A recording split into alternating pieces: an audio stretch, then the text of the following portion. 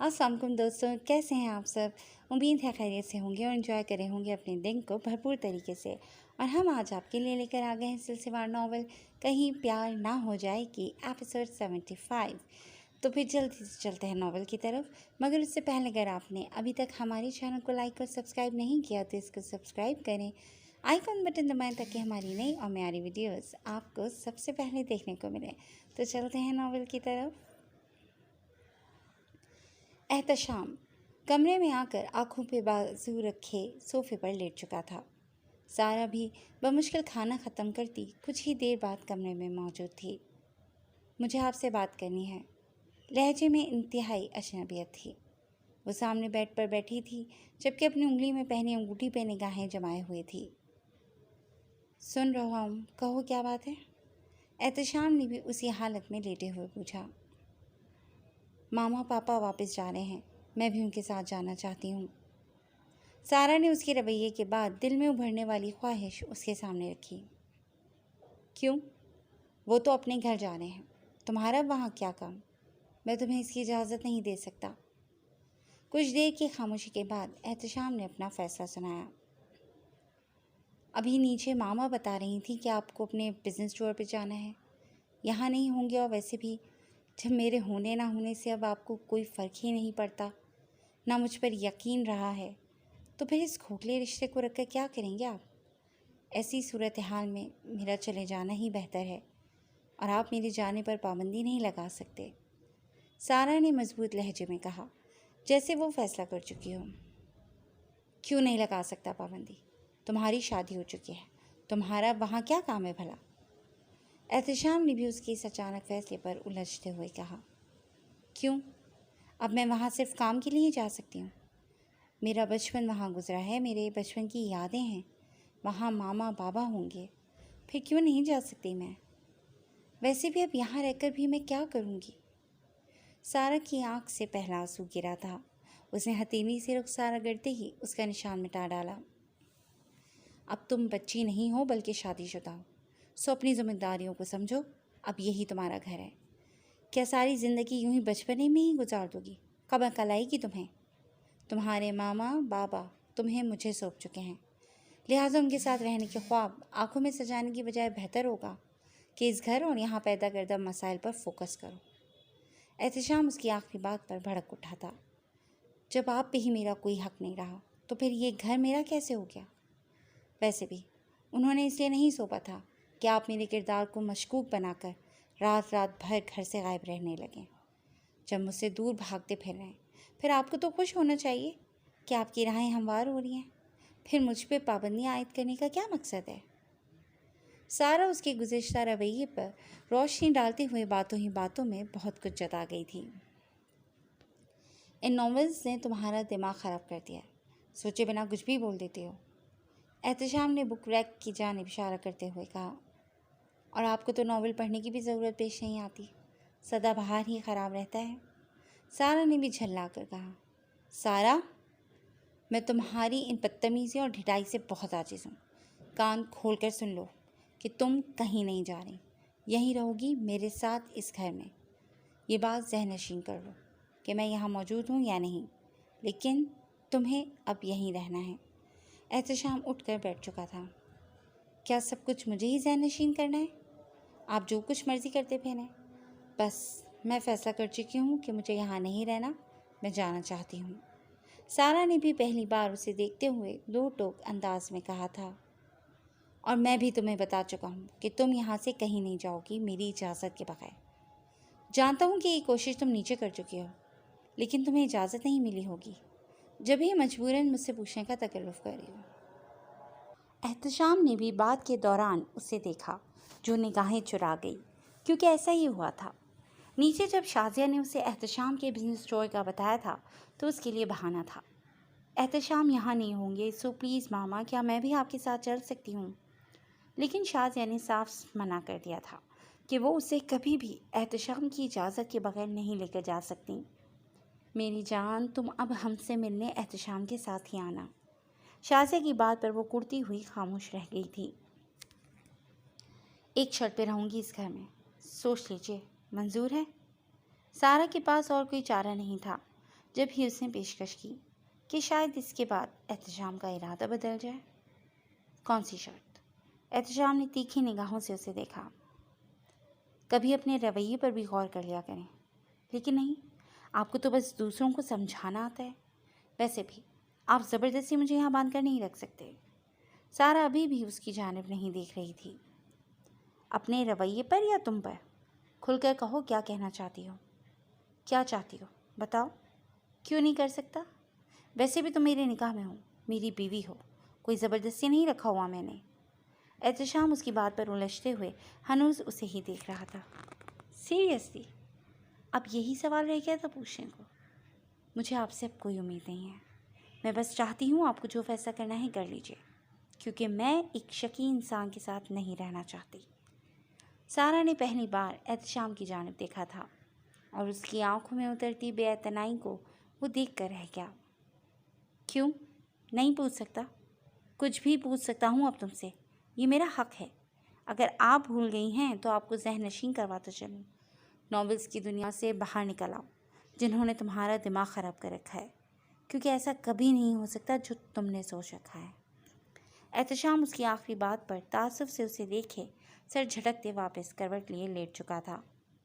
Don't worry, novels کی نہیں بلکہ میں حقیقت کی دنیا میں ہی جی رہی ہوں، ایک کھڑوس شخص کے ساتھ۔ سارا بھی بڑبڑاتی ہوئی وہاں سے اٹھ چکی تھی، اب کہ اس کی آنکھیں بھی نم تھیں اور وہ تیزی سے باہر نکلی اور چھت پر جانے کو ہی تھی جب راستے میں پڑتے احمد کے کمرے سے گزرتے احمد کے اچانک کمرے سے نکلتے ہی وہ تیزی سے چلتی ہوئی اس سے ٹکرا گئی تھی۔ لیکن وہ وہاں رکی نہیں تھی، بلکہ اسے نظر انداز کر کے سیڑھیوں کی جانب بڑھ گئی تھی، جبکہ احمد نے ایک نظر اسے اوپر جاتے دیکھا اور دوسری نظر اس کے کمرے کے بند دروازے کی جانب ڈالی اور ذہن میں بہت سی سوچیں گردش کرنے لگیں۔ اچانک رات کو سارا کو اپنے بالوں میں کسی کا لمس محسوس ہوا تو اس کا خیال تھا کہ احتشام ہوگا۔ جب ہی اس نے نیند میں اس ہاتھ کو تھامے ہی آنکھیں کھولتے بے ساختہ پکارا تھا، احتشام! لیکن وہاں احمد کھڑا تھا۔ وہ رات کو وہیں چھت پر پڑے جھولے میں بیٹھی اور پھر وہیں اپنے حالات پر کلسی سو گئی تھی اور اب احمد کی آمد پر آنکھ کھلی تھی۔ احتشام، احتشام، احتشام! جس نام کی تم مالا جپ رہی ہو اسے تمہاری رتی برابر بھی فکر نہیں ہے۔ وہ آرام سے اپنے کمرے میں سو رہا ہے اور تم اس ٹھنڈ میں یہاں پڑی ہو۔ کیا بات ہے، تم دونوں میں کوئی جھگڑا ہوا ہے؟ احمد نے تو اس سے یوں پوچھا تھا جیسے دونوں کے درمیان بڑا گہرا دوستانہ ہو۔ تم یہاں کیا کر رہے ہو؟ جو بھی ہے، تمہیں اس سے مطلب نہیں ہونا چاہیے۔ تمہارے لیے بہتر یہی ہے کہ اپنے کام سے کام رکھو۔ سارا اسے سامنے دیکھتے پہلے تو بوکھلائی، پھر دوسرے ہی لمحے حواس پر قابو پاتی تلملاتی ہوئی اٹھ بیٹھی تھی اور اپنا دوپٹہ درست کیے کڑے تیوروں سے اسے دیکھ رہی تھی۔ احتشام سے تو ویسے بھی ناراض لگتی ہو، مجھے بھی مطلب نہیں ہونا چاہیے، تو پھر کیا کسی تیسرے کو ہوگا مطلب؟ کزن ہوں تمہارا، بتاؤ کیا بات ہے؟ احمد اس کے پاس بیٹھا ہی تھا، اس کا کندھا سارا کے کندھے سے مس ہوا تھا۔ سارا اس حرکت پر غیر سے مغلوب آنند فانند وہاں سے اٹھی اور جوتا پہنے اس کی تمام تر بکواس کو اگنور کیے وہاں سے جانے کو تھی جب احمد نے کلائی سے دبوچے اسے روک لیا تھا۔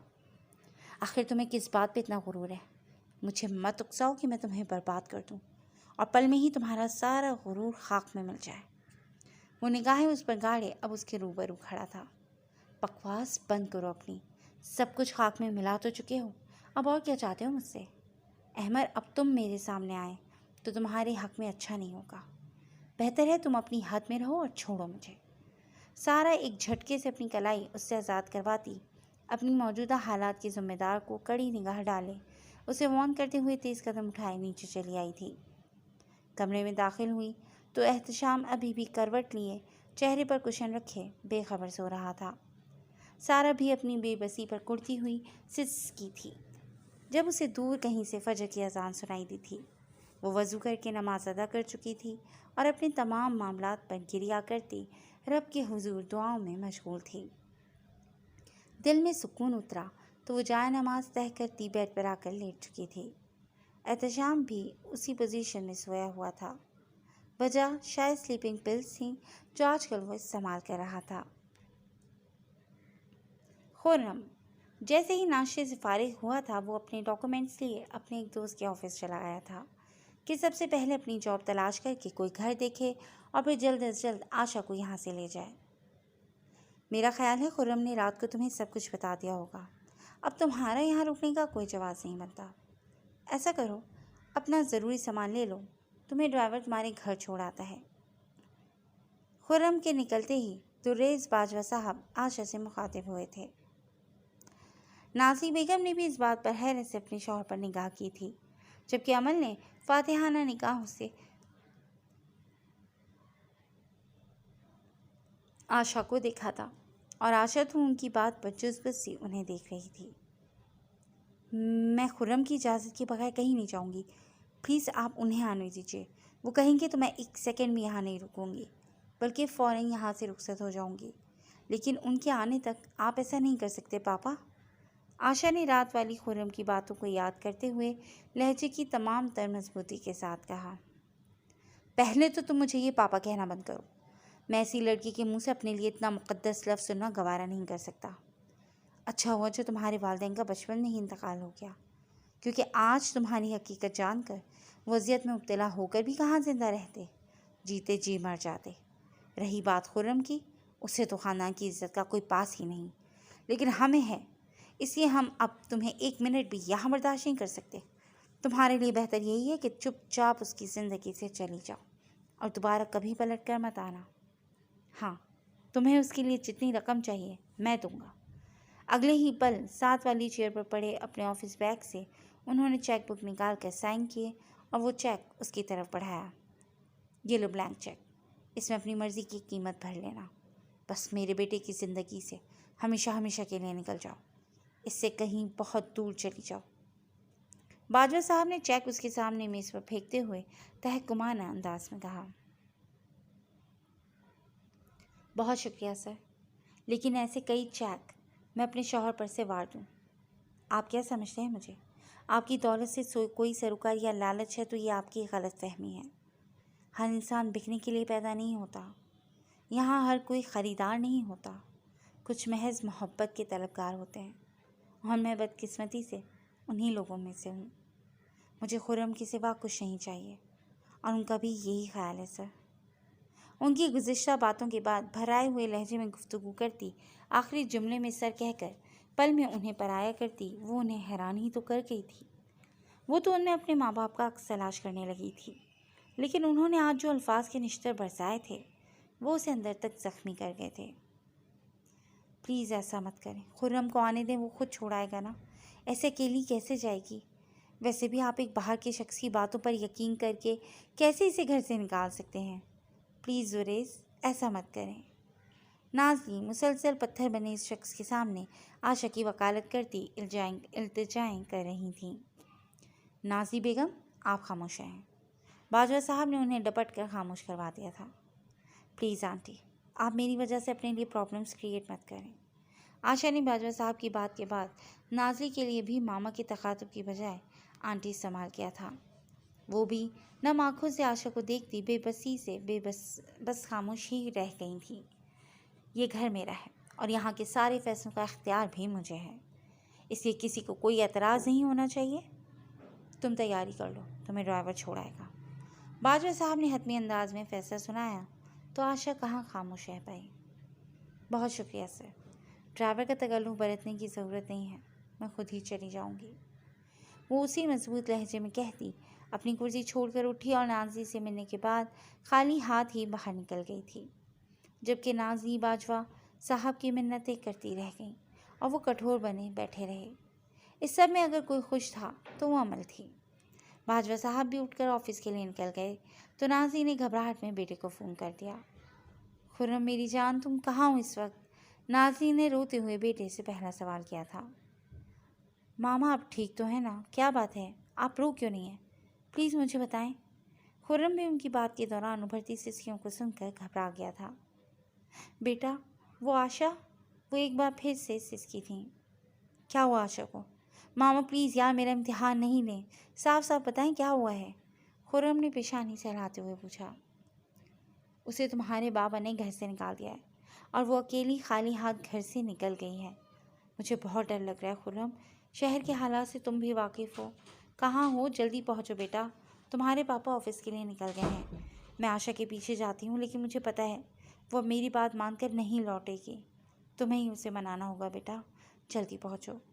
نازلی اپنی بات کہتی فون رکھ کر اپنا پرس لیے تیزی سے باہر آئی تھیں۔ ڈرائیور کو لے کر وہ باہر نکل آئی تھیں۔ دوسری طرف خرم بھی کچھ دیر قبل ہی آفس پہنچا تھا۔ وہ اپنے دوست شجاع کے روم میں ہی تھا جب ماما کی کال آئی تھی۔ وہ اسے ایکسکیوز کرتا اسی بوکھلاہٹ میں ڈاکومنٹس وہیں چھوڑ کر الٹے قدم باہر کو بھاگا، اور اسے اس وقت کسی بات کا کوئی ہوش نہیں تھا۔ وہ بس پاگلوں کی طرح ڈرائیونگ کر رہا تھا۔ اس کے ذہن میں پاپا کی رات والی باتیں گردش کر رہی تھیں۔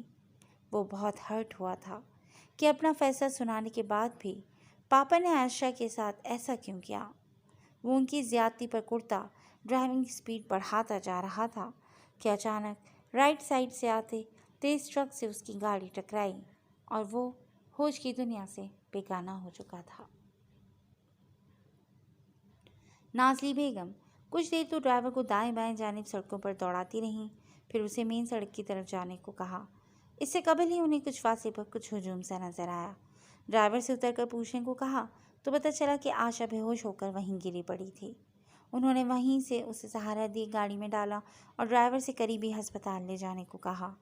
ڈاکٹر نے آشا کا معائنہ کیا تو بتایا کہ شاید کسی بات کا اسٹریس لیا ہے، اس وجہ سے ایسا ہوا ہے۔ لیکن ساتھ ہی ساتھ انہوں نے نازلی بیگم کو خوشخبری بھی سنائی کہ وہ دادی بننے والی ہیں۔ آپ گھبرائیں نہیں، اس کنڈیشن میں جب لڑکیاں اپنا خیال نہیں رکھتی تو بی پی لو ہونے سے بھی ایسا ہو جاتا ہے۔ بس آئندہ ان کی ڈائٹ کا اچھے سے خیال رکھیں۔ ابھی ہم نے ڈرپ لگا دی ہے، جو ختم ہوتے ہی ان کو ڈسچارج کر دیا جائے گا۔ یہ کچھ ضروری ٹیسٹ ہیں، یہ کروا کر ایک بار پھر چیک کروا لیجیے گا۔ ڈاکٹر نے مسکرا کر جو نوید انہیں سنائی تھی۔ نازلی بیگم کا چہرہ خوشی سے دمک اٹھا تھا۔ آشا کو ڈرپ لگائی تو وہ اب بہتر محسوس کر رہی تھی۔ ڈسچارج ہونے کے بعد وہ اسے سہارا دیے باہر گاڑی تک لے آئی تھیں۔ خرم سنے گا تو خوشی سے پاگل ہو جائے گا۔ بہت مبارک ہو بیٹا، شاید ہی ہمارے لیے امید کی کرن لایا ہو، اور تمہارے پاپا کے دل میں بھی خدا اس کے توسط سے رحم ڈال دے۔ مجھے یقین ہے اتنی بڑی خوشخبری سن کر ان کا دل پسیج جائے گا اور وہ ساری غلط فہمیوں کو جھٹک کر اپنی بیٹی کو گلے لگا لیں گے۔ نازلی نے محبت سے آشا کی پیشانی چومتے ہوئے اس کا حوصلہ بڑھاتے ہوئے کہا، لیکن میں اب گھر واپس نہیں جاؤں گی آنٹی، پلیز سمجھنے کی کوشش کریں۔ آشا نے نگاہیں چراتے ہوئے کہا، میں سمجھ سکتی ہوں، لیکن ایک بار خرم کے لیے چلو، ایسی حالت میں تمہیں کہیں نہیں جانے دوں گی۔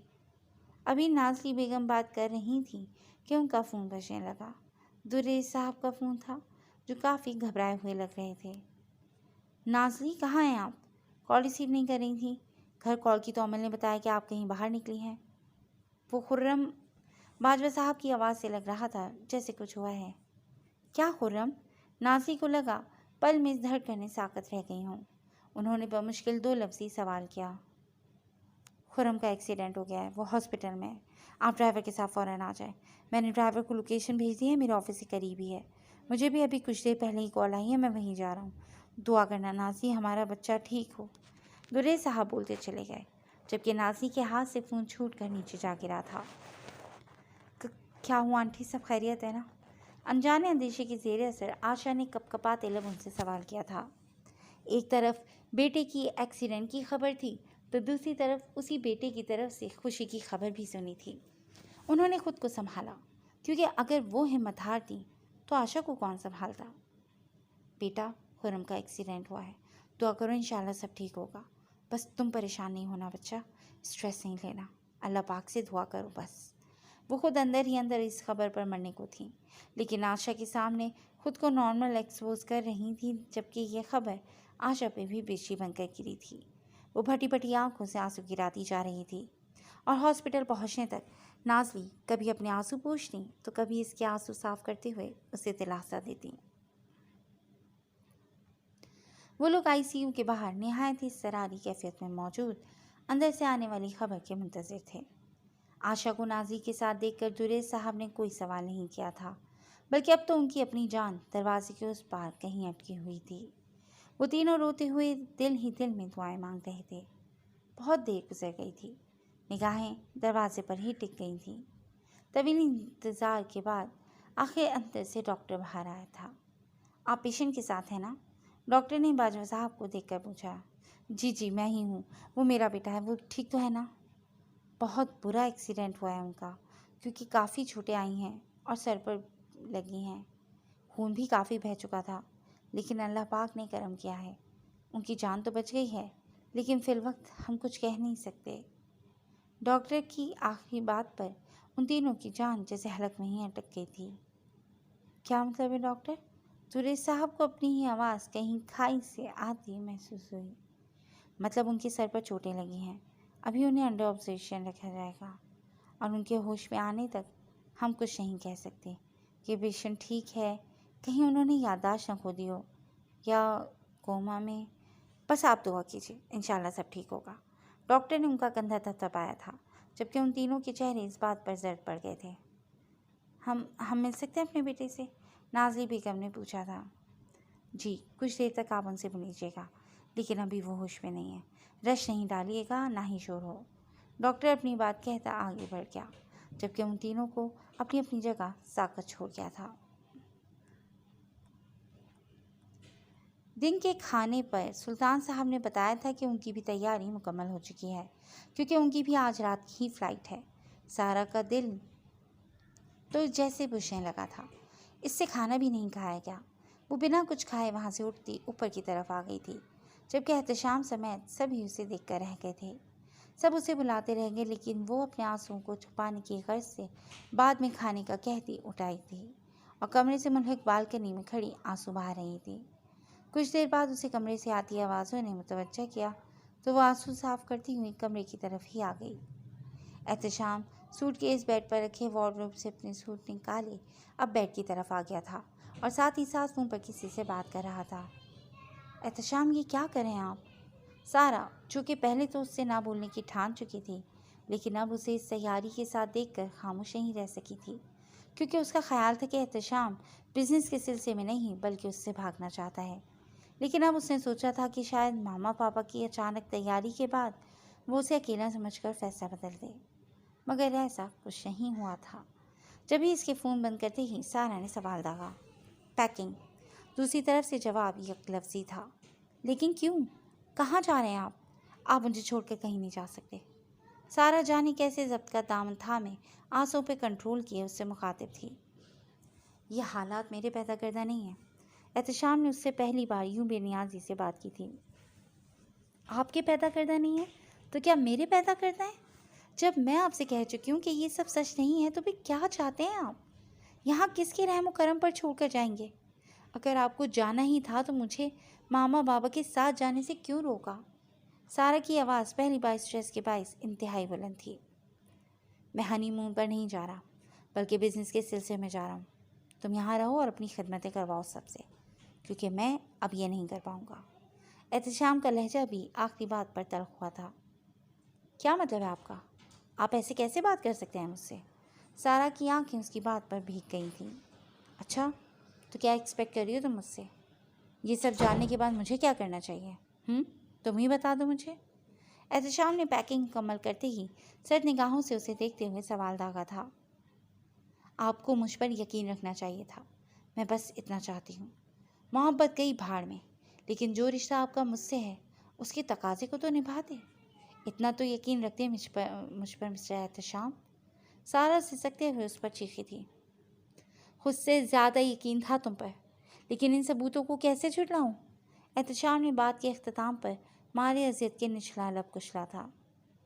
तो मतलब मुझ पर यकीन नहीं रहा अब? सारी कहानी इन सबूतों की है? मेरी ज़बान पर मुझ पर आपको रत्ती बराबर भी यकीन नहीं है?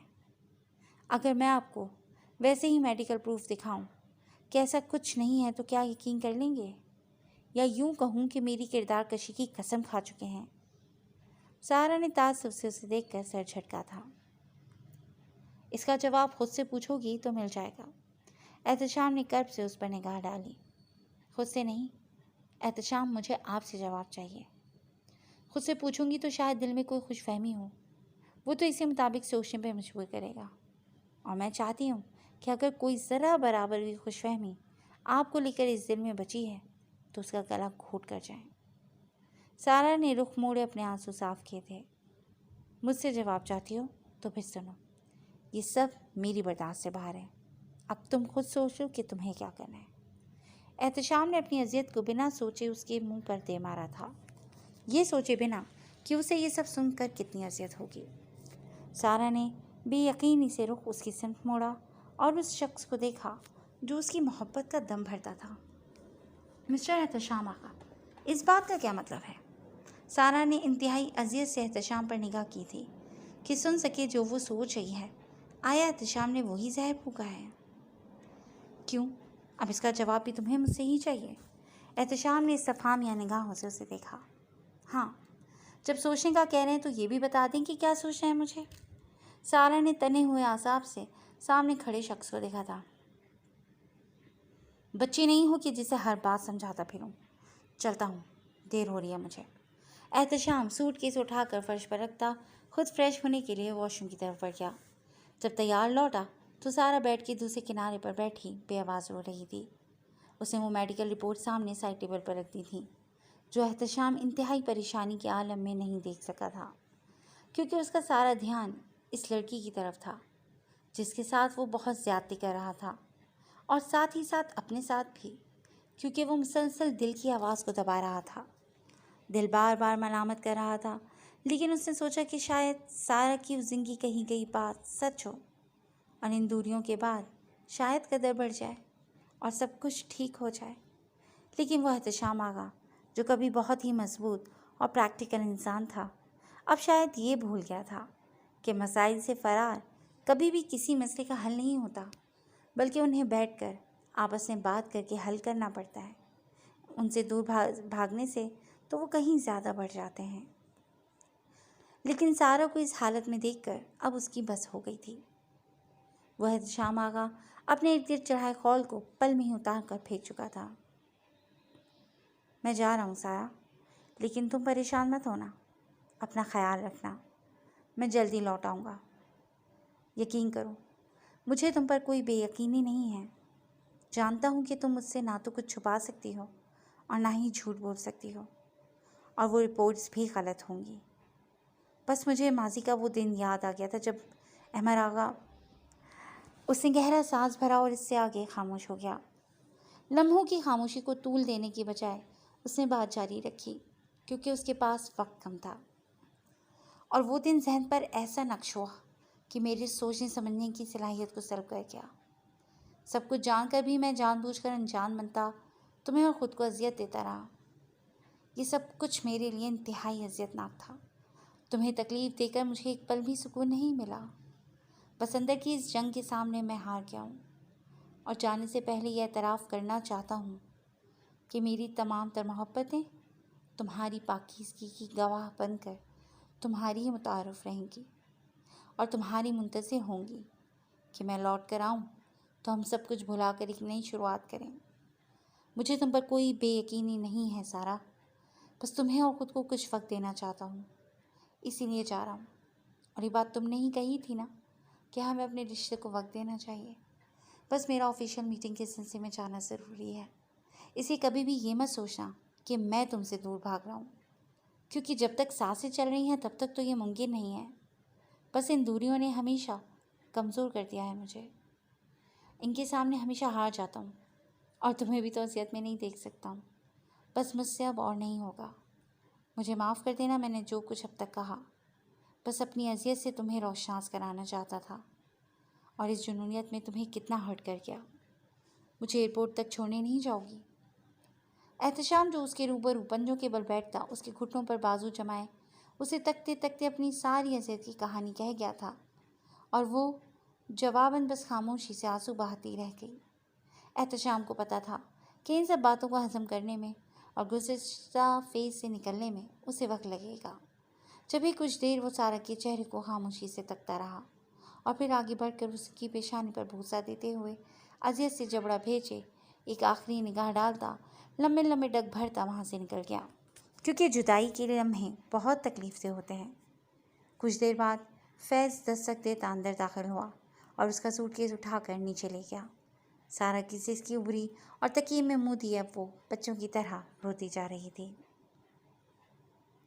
सिमी और एनी भी अगले रोज़ दोपहर तक घर पहुंच चुके थे। سیمی کے والدین انہیں سامنے دیکھ کر خاص سے خوش تھے۔ اچھا ماما، اب جلدی سے بتائیں کیا سرپرائز تھا؟ سیمی نے کھانے کے دوران بے صبری سے دریافت کیا تھا۔ بہت ہی بے صبر ہو، سرپرائز کے لیے تمہیں آج رات تک کا انتظار کرنا ہوگا بھائی، اتنی جلدی بھی کیا ہے؟ سیمی کی والدہ نے مسکراتے ہوئے بہو کی طرف دیکھ کر کہا، جسے وہ پیشگی ہی اپنے سرپرائز کے بارے میں بتا چکی تھیں۔ جواباً وہ بھی شرما کر نگاہیں جھکا گئی تھی۔ ٹھیک ہے، رات تک کی بات ہے تو کر لیتا ہوں، لیکن اس سے لیٹ نہیں ہونا چاہیے۔ سیمی نے اس بات سے بے خبر کہ وہ سرپرائز اس کی زندگی کا سب سے بڑا سرپرائز ہونے والا ہے، مسکراتے ہوئے موم سے کہا، کیونکہ اسے لگ رہا تھا شاید کوئی پارٹی وغیرہ ارینج کی گئی ہو۔ سیمی نے آتے ہی اپنی واپسی کی اطلاع احتشام کو دی تھی، جس نے آفس کے تمام معاملات پر روشنی ڈالنے کے بعد اسے آج شام کی فلائٹ سے اپنے دبئی جانے کی خبر دی تھی۔